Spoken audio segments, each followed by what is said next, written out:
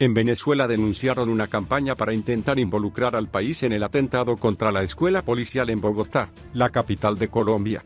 La violencia volvió a Bogotá en un atentado con coche bomba que dejó 21 muertos y decenas de heridos. El gobierno de Iván Duque asegura que detrás del atentado está la guerrilla del ELN, Ejército de Liberación Nacional, y versiones de prensa que citan informes de inteligencia aseguran que el sindicato Autor Material solía operar en Venezuela. También, desde muy poco después del ataque, referentes opositores venezolanos intentaron vincular el hecho a Venezuela y su gobierno. En Caracas no hay dudas de que se tratan de maniobras para hacer crecer la tensión entre los dos países. En Caracas se denunció en su momento al gobierno saliente de Juan Manuel Santos de estar detrás del atentado con drones contra el presidente venezolano, Nicolás Maduro, en agosto pasado. Ahora, este nuevo pico de tensión preocupa, pero no sorprende. Analistas sostienen que no se puede desligar las acusaciones actuales tras el atentado en Bogotá de las presiones internacionales contra Maduro, quien comenzó hace una semana su segundo mandato de 6 años. La Cancillería venezolana fue de las primeras en condenar el atentado en Bogotá, y el gobierno de Iván Duque no realizó hasta aquí ninguna denuncia formal contra su vecino, pero aún así este nuevo capítulo de las tensiones entre Venezuela y Colombia parece recién estar comenzando. El presidente de Brasil, Jair Bolsonaro, pidió a Venezuela que no dé guarida ni protección a los terroristas de la guerrilla del Ejército de Liberación Nacional ELN, tras el atentado en Colombia contra una escuela de cadetes que ha dejado una veintena muertos y cerca de 70 heridos. El mandatario brasileño, en el poder desde el pasado 1 de enero, subió este sábado, 19 de enero de 2019, un video a las redes sociales en el que también solicitó al ELN que deje las armas y ponga en libertad los incontables secuestrados que tiene en su poder. Bolsonaro, líder de la extrema derecha en Brasil, explicó que llamó por teléfono al presidente de Colombia, Iván Duque, para mostrarle su solidaridad por el ataque terrorista del jueves, atribuido al ELN, contra la Escuela General Francisco de Paula Santander, en Bogotá. Y nos gustaría también que Venezuela no diera guarida ni protección a esos terroristas, en alusión a los integrantes de la guerrilla, agregó el gobernante brasileño, acompañado de su canciller, Ernesto Araújo. El ejecutivo de Bolsonaro ha elevado el tono contra el gobierno de Nicolás Maduro desde que este asumió el 10 de enero su segundo mandato presidencial en Venezuela, el cual Brasil considera ilegítimo, en línea con el Grupo de Lima y Estados Unidos, entre otros países. Bolsonaro afirmó este jueves, tras reunirse en Brasilia con varios líderes de la oposición venezolana, que su gobierno hará todo lo posible para que la democracia sea restablecida en la nación caribeña y los ciudadanos de ese país puedan vivir en libertad. Asimismo, la Cancillería divulgó una nota ese mismo día en la cual dijo que el sistema encabezado por Maduro constituye un mecanismo de crimen organizado que se apoya en una corrupción generalizada, el narcotráfico, el tráfico de personas, el lavado de dinero y el terrorismo.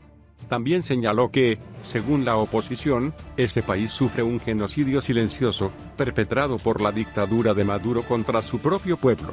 En ese marco, la nota ratificó que Brasil todo hará para ayudar al pueblo venezolano a volver a vivir en libertad y a superar esa catástrofe humanitaria que hoy atraviesa. Los gobiernos de Venezuela y Turquía planean consolidar aún más en 2019 sus relaciones de cooperación, ante las presiones que ejerce Estados Unidos sobre Caracas.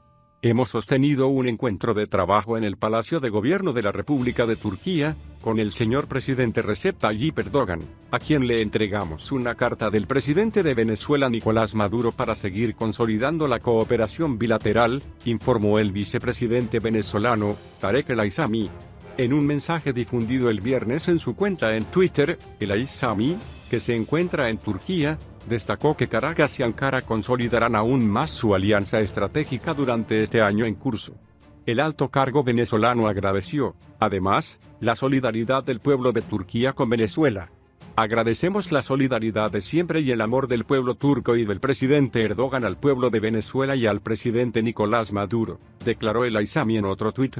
Por su parte, la agencia turca de noticias Anadolu dio a conocer la misma jornada del viernes que el vicepresidente venezolano y Erdogan abordaron durante su encuentro el posible refinado de oro venezolano en Turquía, tras las recientes sanciones impuestas por parte de Estados Unidos contra el sector del oro del país suramericano. El gobierno de Turquía rechaza sanciones de Estados Unidos contra Venezuela por generar inestabilidad en el país suramericano.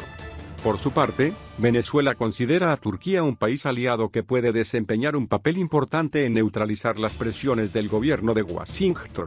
En 2018, el valor de los intercambios comerciales entre Caracas y Ankara superó los 850 millones de euros. No obstante, Maduro y Erdogan aseguraron en diciembre de 2017 que esa cifra seguirá creciendo. Durante la reunión con Nicolás Maduro y miembros de la Asamblea Nacional, embajadores de la Unión de Países solicitaron la celebración de nuevas elecciones, el reconocimiento a los poderes del Parlamento, la liberación de los presos políticos y la solución a la crisis que afecta a los venezolanos. Embajadores de la Unión Europea sostuvieron reuniones con Nicolás Maduro y con la directiva de la Asamblea Nacional para establecer canales de comunicación con todos los sectores relevantes de Venezuela.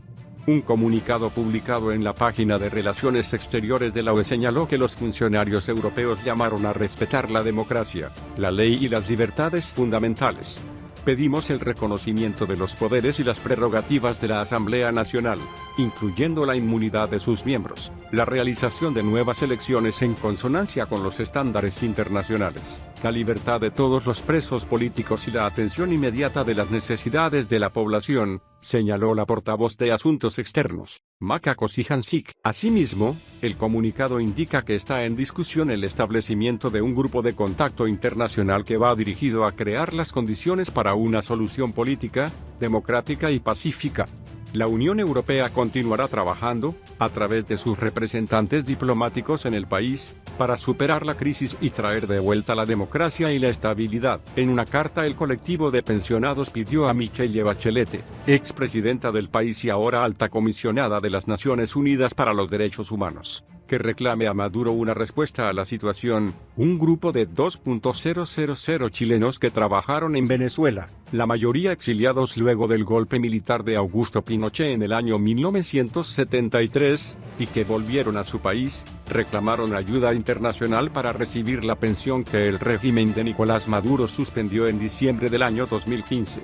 En una carta, el colectivo de pensionados de Venezuela en Chile Pensive pidió a Michelle Bachelet, expresidenta del país y ahora alta comisionada de las Naciones Unidas para los Derechos Humanos, que reclame a Maduro una respuesta a la situación. Esta misiva fue enviada en diciembre del año 2018, cuando se supo que Maduro había invitado a la exmandataria chilena a Venezuela, luego de años sin que la ONU pudiera enviar misiones al país centroamericano al no obtener autorización. Hemos hecho reclamaciones a Venezuela, a la OEA, Organización de Estados Americanos, la OIT, Organización Internacional del Trabajo, y la ONU. Ahora estamos tratando de que Chile nos consiga una pensión mensual, hasta que resolvamos el problema con Venezuela, explicó el presidente del Pensivech, Alejandro Bustamante. Desde su promulgación en el año 2005, Chile y Venezuela disponen de un convenio bilateral de seguridad social que regula la situación de los ciudadanos de cada estado que cotizan y obtienen el derecho a una pensión en el otro. Cuando los países firman un convenio, se hacen ambos responsables. Estamos recurriendo a los principios fundamentales que dicen que si un gobierno no responde, el otro debe hacerlo. Además, nos acogemos a un decreto internacional, suscrito por Chile, que establece que no se puede dejar desamparada a la gente de la tercera edad, explicó Bustamante. La mayoría de integrantes del Pensivech no reciben ninguna pensión por parte del Chile y, desde finales de 2015, tampoco por parte de Venezuela, según explicó su presidente. Algunos, los que tuvieron cotizaciones en Chile antes de irse, tienen pensiones muy bajas, que no superan el 40% del sueldo mínimo, y eso no da para nada, puntualizó. Maduro no solo suspendió el pago de las pensiones, sino que desde diciembre de 2015 tampoco tramita las nuevas que se deberían haber empezado a pagar a los que ya no viven allí, agregó. El pago mínimo a los trabajadores en el país equivale a $6 desde la implementación del Plan de Recuperación Económica. El último incremento del salario mínimo fue anunciado por Nicolás Maduro el 14 de enero, pasando de 4.500 bolívares a 18.000 bolívares. Este último anuncio posiciona el pago de los trabajadores en el país en $6 a cambio de la tasa del dólar paralelo, siendo el más bajo registrado en el continente. Durante la implementación del Plan de Recuperación Económica en agosto de 2018, el dólar paralelo valía 65,18 bolívares, mientras que este viernes se ubicó en 2.900 bolívares, teniendo un alza de 14.336,88% en este periodo de tiempo. Además, el cambio del dólar oficial DICOM actualmente se encuentra en 1.001,74 bolívares, lo que representa 18 dólares. Reseñó Crónica 1. Este pago representa el menor salario de Latinoamérica. Venezuela se encuentra por debajo de Cuba, cuyo salario vale 30 dólares, y Haití, en donde se ganan 83 dólares.